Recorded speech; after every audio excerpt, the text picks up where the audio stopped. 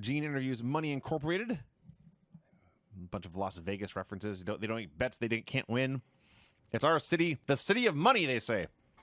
And they can't beat a dog in his own backyard. And IRS promises to take Beefcake's mask off and beat him into oblivion. And this was the first time on the show they made reference to Hulk Hogan having some sort of accident the night before. By the way, in my rant about Doink, did we even mention there was a second Doink? At some point I did. Okay. Yes. All right. Yeah, it was weird. They mentioned go on for the whole rest of the show, whether it was an illusion or not. They mentioned an accident, okay? Mm-hmm. But then later, Hogan did a promo, and he claimed that Money Inc. had hired someone to rough him up. When IRS said it was an accident, he was being sarcastic. I see, okay. I thought you said the announcers said it was an accident. Yes, the accident was they paid somebody to beat up Hulk. Okay, so if you guys don't know, Hulk Hogan shows up for this next match, and he's got a giant fucking black eye. I mean, it looks horrible. And Hogan's story is that he was out on the water.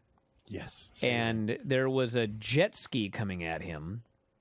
And his claim is, I tried to go underwater to get out of the way, but I had a life jacket on, so I floated up and was hit by the jet ski. That's his story. That's a worse story than the other story I've heard. The other story, obviously, is that Liz and Randy had an argument, and Liz left and went to Hogan's house, Hogan and his then wife, and Randy Savage got wind of this and was very unhappy, and he punched Hulk Hogan in the eye, okay?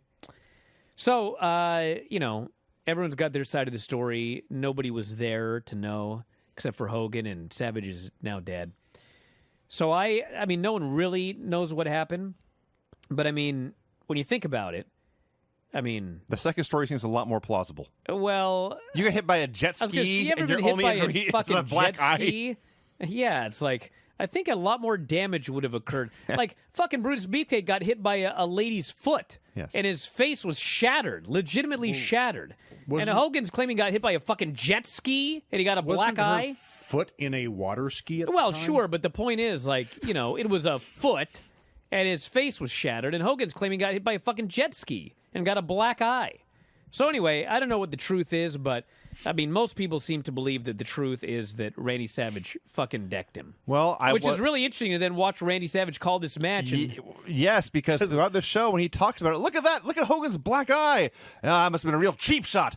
And I don't know what happened. I wasn't there, but I can tell you, when Randy Savage was talking about Hulk Hogan's black eye, there was glee in his voice. Well, All right, so they're doing this match. It's the Mega Maniacs versus Money Incorporated. I don't know. It's rotten, Vinny. Just say it. It has moments. 1993 lean Hulk Hogan, slim Hulk Hogan actually looks better. Oh, dude, he looked great. And you see him nowadays, and he's all beat up and just ravaged. And he blames the leg drop and everything like that. And I'm just thinking, if you don't look like this your whole career, you'd probably be feeling a lot better right now. Could be, yeah. So, Money Incorporated for like a year have been champions, and they would get counted out all the time. TV, house shows, I guess not pay-per-views, and didn't have that many, but... So here they try to get counted out, and mid-match, they add the stip that the title contains hands on a count-out. So they go running back there. Hogan gets put in a $1 million dream that may have been longer than Bob Backlund's entire match. We get a beefcake hot tag. Goes on for a long time. Before that, the baby faces. Hogan is in Ted DiBiase's finish, the $1 million dream, and he's going to sleep. Yes. And the babyface Brutus Beefcake just runs in and puts Ted DiBiase in a sleeper to cheat and keep Hulk Hogan from losing this match. Yes. So they double down out of this double sleeper hold. Yes. The babyfaces are cheating. And even before that, there was the back rakes and the eye pokes from Hogan that he did like all the time. He always did, yeah. I'm not sure I believe this guy's jet ski story after all of this cheating. The illegal man putting a reputable character. The illegal man using a sleeper hold as IRS distracted the ref for about a minute and a half. Yeah, and why was he distracting the ref? He's saying, "Ref, turn around. There's two fuckers in the ring right now. They're cheating." Yes. They're good guys and they're cheating. Oh, it got worse afterwards. Oh, yeah. So then Beefcake gets cut off, and they pull his mask off, and they're beating up his face. The titanium face mask. Yes. It's got a titanium face mask to protect his titanium face. Right. That Hogan trained by smashing it with a steel Yeah. attache case. That's right. I forgot about But that. now these punches are just like, oh my God, he's going to die. They should have made the mask out of magnets, then they couldn't have taken it off. God damn. Hey, I don't know if titanium is magnetic, though. wouldn't need that stupid strap. It just right on there. So there's a double clothesline. He gets a sleeper, and there's a ref bump, and Hogan gets a hot tag, and IRS tries to hit him with the death mask that Beefcake was wearing, but Hogan gets it, and he uses it as a weapon. So he pins one dude, and Beefcake pins the other, but the referee is still down. Jimmy Hart gets in the ring. No. He attempts to revive the referee briefly. It doesn't work. He goes to plan B, and there is a plan B because he pulls off his jacket, turns it inside out, and the inside has black and white stripes like an official shirt. Sure. They had a secret plan decades before Hunter and Sean. They did. And he puts on the referee's jacket, Jimmy Hart does, and he counts both pins to award the team he manages the World Tag Team titles. You know, it's funny, but like people make fun of the fans today, and if you go on Twitter, read my timeline, it's like these are some dumb fuckers. But man, compared to these people at Mania 9, these people thought they won the tag titles. When Jimmy Hart put his inside-out jacket and counted the pin, they were like, "Yeah, we got new champs." Golly, Baby people. faces thought this was legal. Yeah. Yeah. So did anyone notice that when they sent a second referee down to lay down the law, on the entire refereing roster, they had like 8 of them, They send Danny Davis. it's Danny Davis, who 3 years ago, longer than that, 6 years ago at WrestleMania, was doing, he was wrestling, doing a heel ref gimmick, working with Jimmy Hart. Well, he was replacing a guy who fucked Hulk Hogan out of the world title with Andre the Giant. That's true. Yes. God, This whole thing's all fucked up. all these No referees wonder are Hogan terrible at was their jobs. cheating. Yeah. He didn't trust anyone. Yes. So Danny Davis says, no, you can't hit dudes with a weapon. It's a DQ. Money Incorporated is still champions. And so Beefcake and Hogan now, after cheating the entire match and losing fair and square because they were cheating, these two 500-pound muscleheads between them, they go to beat up Danny Davis. But Jimmy Hart says, no, I'll handle this. Gonna beat up the referee who made a fair call. And Jimmy Hart throws Danny Davis out of the ring. The dog hates this Hogan.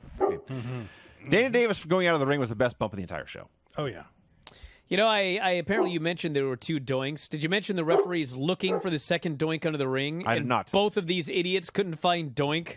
I did not mention that part. It's like, God, these fucking refs. So, yeah, this was very stupid and not especially good. But if I'm being honest, it had by far the best reactions of anything on the show so far. Well, you know, I don't want to do spoilers or anything like that, but Hulk Hogan wins the title in the main event, as we'll get to. What? And if you watch this show as a fan, you're so fucking sick of this guy already. Oh, yeah. Oh, dude. But the fans were not sick of this guy. No. They fucking loved Hulk Hogan. They loved him in this tag match. They loved him when he did an interview later, randomly and you know, without remorse, throwing out racist terms.